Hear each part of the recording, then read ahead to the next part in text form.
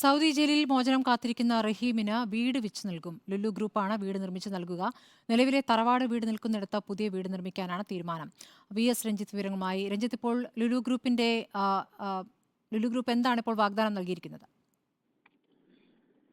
സ്മൃതി, അബ്ദുറഹീമിന് വേണ്ടി കേരളം മുഴുവൻ, മലയാളികൾ മുഴുവൻ കൈകോർത്ത് 34 കോടി രൂപ സമാഹരിച്ച് അബ്ദുറഹീമിനെ ജയിലിൽ നിന്ന് നാട്ടിലെത്തിക്കുമ്പോൾ അദ്ദേഹത്തിന് ഒരു തൊഴിലോ അല്ലെങ്കിൽ അദ്ദേഹത്തിന് ഇപ്പോൾ ജീവിക്കാനുള്ള ഒരു ചുറ്റുപാടോ ഇല്ല. കാരണം അദ്ദേഹത്തിന്റെ തറവാട് വീട് വളരെ ദ്രവിച്ച നിലയിലാണ് ഉള്ളത്.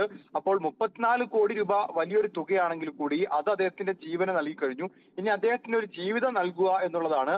അതിന് ബോച്ചെ തന്നെ അദ്ദേഹത്തിന് ജോലി വാഗ്ദാനം ചെയ്തിട്ടുണ്ട്. ഇപ്പോൾ ലുലു ഗ്രൂപ്പ് അദ്ദേഹത്തിന് ഒരു വീട് വെച്ച് നൽകാം എന്ന് പറയുന്നു.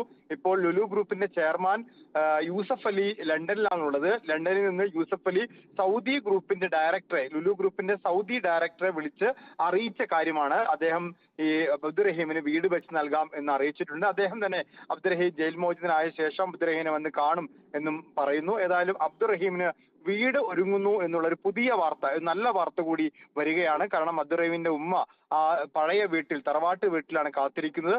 അബ്ദുറഹീം എത്തുമ്പോൾ അദ്ദേഹത്തിന് പുതിയ വീട് ഒരുക്കാൻ വേണ്ടി ലുലു ഗ്രൂപ്പ് തയ്യാറാവുകയാണ്. തീർച്ചയായും വിഷുദിനത്തിലെ നല്ല വാർത്ത തന്നെയാണിത്.